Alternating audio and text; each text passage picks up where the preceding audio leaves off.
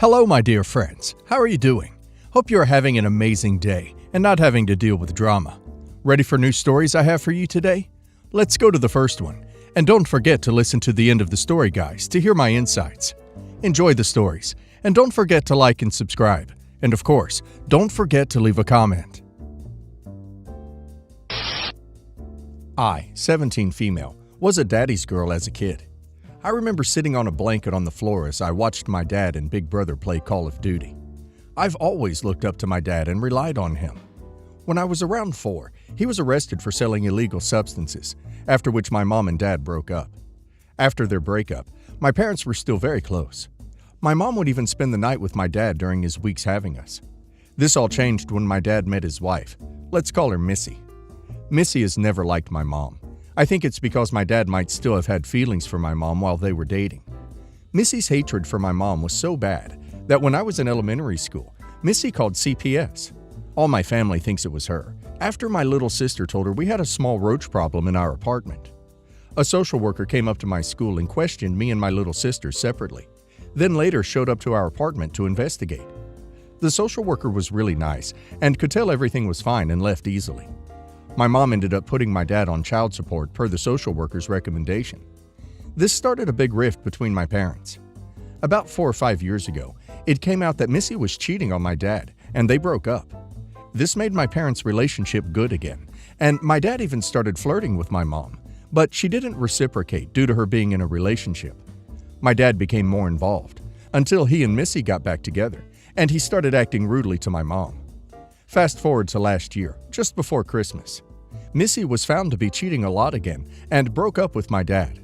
This really broke my dad, and he lost a lot of weight, couldn't spend time with me and my 2 little sisters, not that he was doing that anyway, and he was staying with a friend while looking for a job.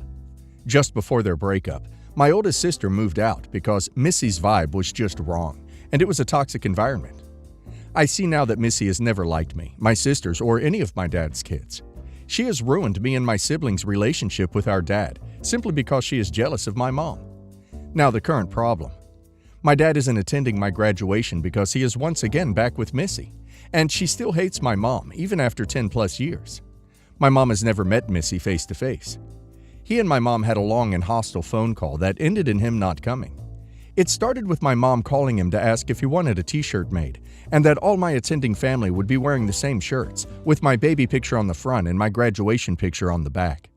My dad said, "Nah, I don't have to wear the same shirts as y'all. I'll just make my own." Then my mom asked if he knew how to make shirts, if he could make shirts for me and my sisters, because it would save her money from buying all those shirts. He refused and said, "What do I look like making shirts for y'all?" My mom ignored it, then asked him if he'd be attending my graduation dinner party since I wasn't going to prom, and even offered to let him bring Missy. He refused and said that Missy didn't like her or my family, and that she won't be going, and since she won't be going, he wouldn't be going either because he too didn't like them. My mom told him that it wasn't about them, but it was about me. He still refused and even said he didn't even want to go to my Sweet 16 dinner and how uncomfortable it made him. I was truly heartbroken. The man I defended when my mom called him a deadbeat really didn't care about me when it came to his wife. I forgot to mention that they married a while back, and I didn't find out until a few years after it happened through my older sister. I'm considering cutting him out of my life, just like my older siblings did. All I can do is cry and hope he apologizes or something. My mom is not letting us go over to his and Missy's house. I don't want to speak to him yet because I'm still very hurt since I found out this news yesterday during school, and it's around 3 a.m. while I'm doing this. P.S. When Misty cheated on him the second time, he called my mom crying, and they prayed together, and she was very nice to him despite the crap he put her through when he was with Missy. My mom was so confused and distraught at his sudden switch-up, and she even cried for me. I told my little sister after she noticed me looking sad, and she also cried because she felt bad for me. He wanted to come to my graduation before then, too. I don't know whether Missy is controlling my dad, or if he's just so desperate to have her that he's driving away his kids. The fact that he got back with his cheating partner twice shows that he's not worth bothering with. He also lets whoever he's with dictate his relationship with his children, and that should tell you something. I know it hurts, but OP's father isn't worth much. He's selfish, and I can promise OP that Missy wouldn't have gotten as far as she has with her shenanigans if he wasn't a thoroughly weak man. Having said that, he's missing out on once-in-a-lifetime events entirely because he wants to. And now let's hear the community's opinion. All you can do is send the invite. If he wants to miss it, that's on him, not you. Unfortunately, it seems like he isn't strong enough to come without her. You're here on the advice sub, so I'm going to give you advice. It's time to stop caring about him. Whether you have it in you to cut him off now, or whether you're going to wait for him to do more unkind and disrespectful things, you need to start prioritizing yourself, your emotional stability, and your relationships with people who do consistently show you kindness and respect.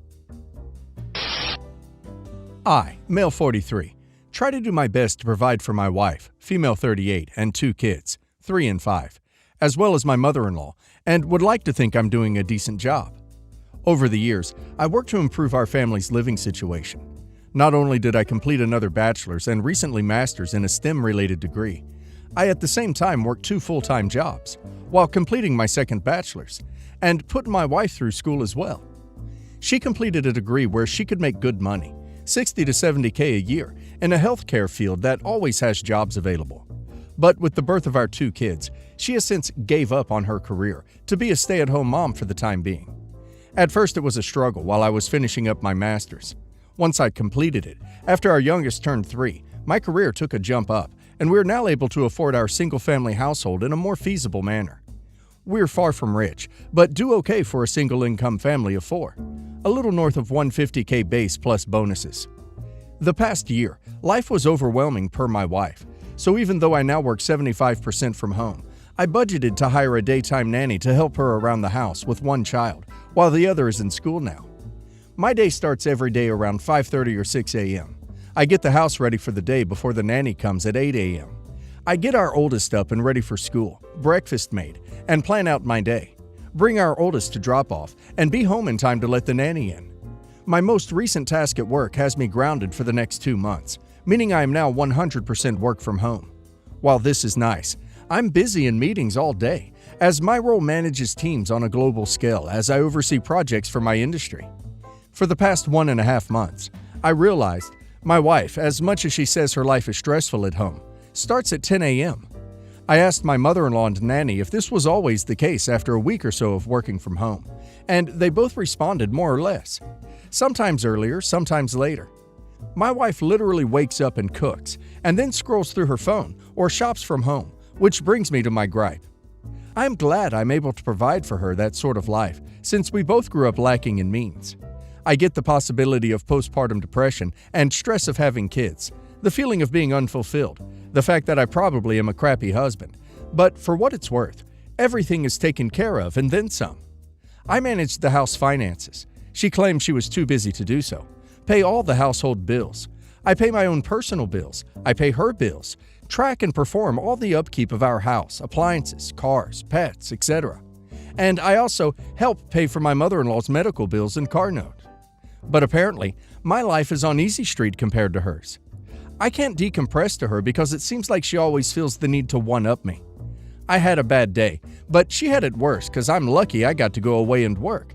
My feet hurt from walking all day during work travel, which is nothing compared to her standing and cooking with a child clinging to her. For the past 2 or so years, I've been told I ruined her life, her opportunities, etc. But when I reminded her of what she says, she denies and dodges accountability. My mother-in-law has brought me aside and stated she's noticed a change in both myself and my wife. I have a greater attachment to my kids, and hell, I've hugged the dogs and talked to them more about my life than to my wife. I honestly feel like I'm in an emotional survival mode, as I'm 1 step from moving up the career ladder and 1 step away from finding love and comfort from the bottom of a whiskey bottle. I'm sure I'll be hearing from the manly men of Reddit about how I'm simping, but I'm not a machine. I just want to know and feel that someone I prioritize aside from my kids appreciates and loves me for what I do. I'm sure I'll hear from the stay-at-home moms of Reddit, which is fine. I grew up in a single-parent mother household. It's not easy. And honestly, with the help of her mother and a nanny Monday through Friday, no toddler while another child is at school, can you honestly tell me she's having a typical stay-at-home mom experience? Because neither of my friends or colleagues who are single parents can say she is. I'm sure the masses of holier-than-thou Redditors will consider this a poorly written fanfic, but it is what it is. Thank you for the replies. To add more context. 1. Never cheated. I do work in an industry that has a large female population, but I'm literally an open book with work. Name colleagues and staff under me. She has access to my work agendas and correspondence if she really wanted to snoop. But on that note, she still doesn't know exactly what I do for a living at this time. 2. We as a whole family, her parents and mine, have tried to get her to go to therapy, but she refuses or skirts around the issue. 3. Aside from my coming from a single mother household per se, my biological dad was present in my life. She has had both parents in a reportedly monogamous marriage for over 40 years. 4. I've tried to talk to her about everything and my own feelings, but again, one-upsmanship tends to be the trend here. 5. What am I getting out of the marriage was asked. Now, aside from my 2 beautiful kids, I've been asking myself the same question. We have a near non-existent S-life since last year. I always figured maybe it's part of depression or whatever she may be going through. Maybe I'm just not attractive enough or just horrible in bed. I'm not some supermodel husband, but temptation and opportunity does knock, but I never give in. Because as cliche as it sounds, I honestly do love my wife and want to be only with her. 6. I'll give credit where credit is due, as I don't want to sound biased. When I say she wakes up and cooks, she cooks for everyone in the house. Myself, kids, mother-in-law, and even nanny. Aside from breakfast, she cooks all meals and snacks. I typically fast until lunchtime, and our oldest tends to eat a small simple breakfast in case they don't like what school serves that morning. She does load both the kids and her laundry, but seldomly folds and puts them up. I typically do my own, and the rest of the clothes I dry clean because they're work clothes. She does keep track of our pantry and fridge, but after she makes the list, I'm the one who goes out and buys everything if not delivered. She does clean our bathrooms and house 50% of the time. The other 50% is done by either mother-in-law or myself, or sometimes nanny if she feels like being extra helpful. 7. Prior to nanny, my mother-in-law was the main help for my wife up until she had unexpected medical needs. So I opted to hire a nanny to help them both, more so when mother-in-law is having treatments and recovering. Sounds like OP's wife needs a reality check. 2 kids, one is at school and the other has a nanny? What does she do all day? OP is getting the oldest ready and getting him to school, managing finances, and hiring a nanny is more than generous. How could her day be so stressful that she's trying to one-up OP? If she feels like OP ruined her life, she needs to go and get a job. It sounds like she's ruining OP's life, not the other way around. Personally, I would say OP needs to cut the nanny to part-time and get marriage counseling if he has any desire to save his marriage. Tata Z says, "Woman here, if you ever divorce, you are absolutely welcome to come and ruin my life like that." Veloxoraptor says, "Hi, stay-at-home mom here is predicted. She's taking advantage of you. I know taking care of kids is hard, but what is she actually doing? Because from where I'm sitting, it reads like you do everything while she just complains, usually to you, about you. Sounds like she's checked out of the marriage and parenting role and just hasn't asked for a divorce because you're bankrolling her. I don't know if it's PPD, generic depression, or something else. She's miserable and making you miserable alongside her. She needs to either get herself some help, get a part-time job, at the very least, or get the duck out. Sit down with her when you have the time in between doing literally everything and try to get to the bottom of things. Express your concerns in a non-accusatory manner and ask her what's up with her and how she feels things can be mended.